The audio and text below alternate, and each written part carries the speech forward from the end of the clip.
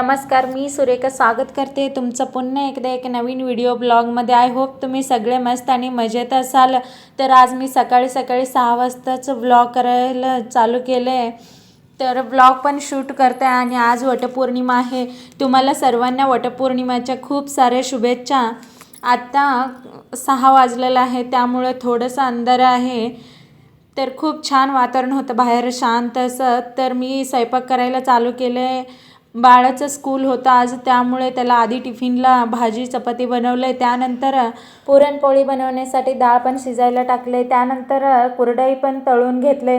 तोपर्यंत 9 वाजलेलं होतं टाइम। त्याच्या पप्पा त्याला स्कूलला सोडायला चाललं होतं। त्यानंतर ते मला बाय करत होतं। ते बाय करून स्कूलला गेले।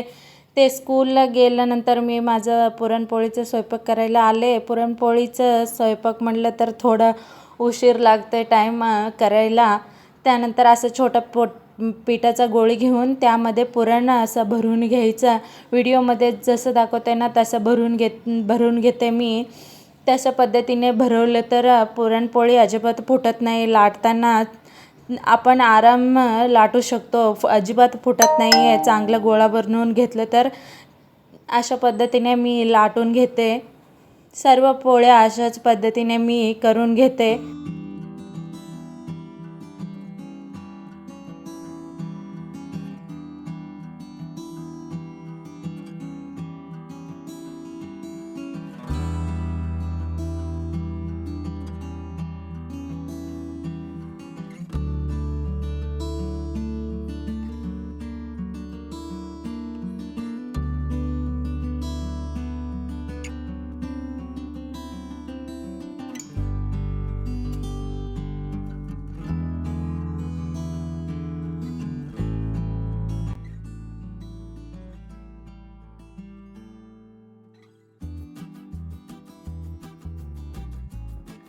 तुम्ही बघू शकता इथं पुरणपोळी किती छान टम्म फुगले। असंच सर्व पुरणपोळ्या फुगलेलं होतं, त्यामुळे खूप छान वाटत होतं। स्वयंपाक केलेलं पण सार्थक वाटते, पुरणपोळ्या चांगलं झालं तर।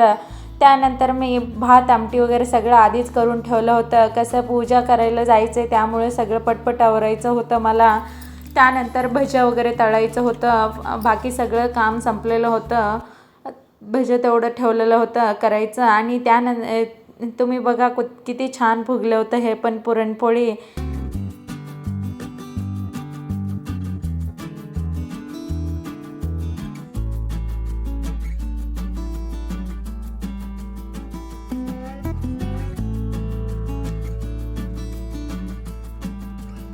आता भज्या तळण्यासाठी मी तेल गरम करायला ठेवलंय। तेल सुद्धा गरम झालेलं आहे। आता सर्व भज्या मी तळून घेते।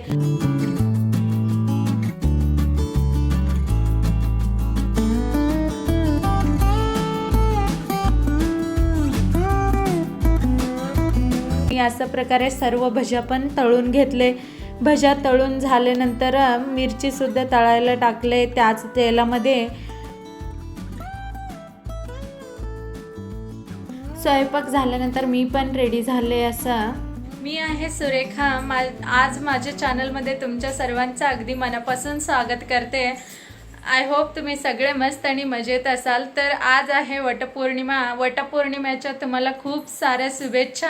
मी असं रेडी झालेलं आहे, तर सगळं आधी आवरून ठेवलेलं आहे। स्वयंपाक वगैरे सगळं झालेलं आहे आणि ताट पण रेडी करून ठेवलेलं आहे भरून। त्यानंतर आता निघायचं आहे। माझे पिल्लू पण रेडी झालेला आहे। इथं बघा रेडी झालेला आहे, तो पण त्याच्या जवळ काढलेला आहे।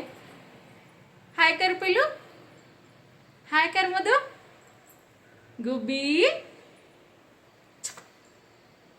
चला।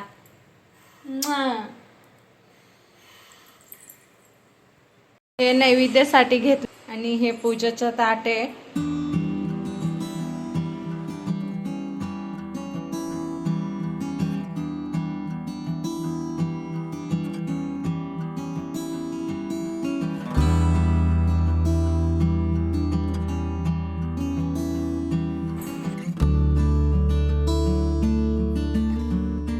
आता चाललेलं आहे आम्ही पूजा करायला। माझे पिल्लू पण सोबत येणार आहे।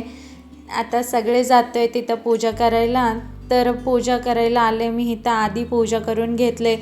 हे सण खूप स्पेशल असतात महिलांसाठी. तर खूप स्त्रीला आवडते हे पूजा करायला.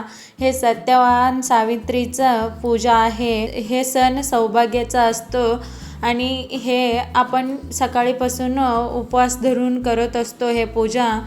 तर मी पण अशा पद्धतीने पूजा करून घेतली. वटवृक्षाच्या पूजा का करतात हे तर तुम्हाला सर्वांना माहिती आहे, सांगायचं गरज नाही आहे. पण वडाच्या झाडाखाली सत्यवानाचे प्राण सावित्रीने परत आणलं होतं यमाकडून. त्यामुळे वटवृक्षाच्या पूजा करतात. आपल्या नवऱ्याला आयुष्य वाढावं आणि 7 जन्म हाच आपल्याला नवरा मिळावं म्हणून आपण हे पूजा करत असतो. हे त्याचं मागचं कारण आहे.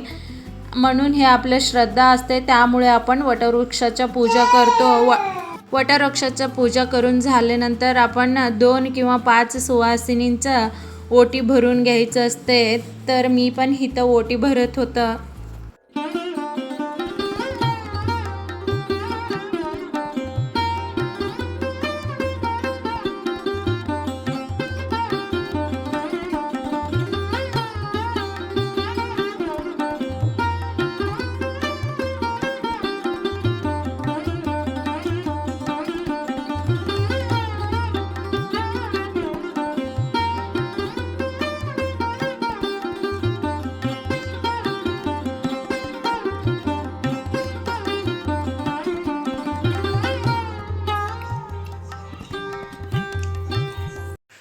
आता घरी आलेला आहे.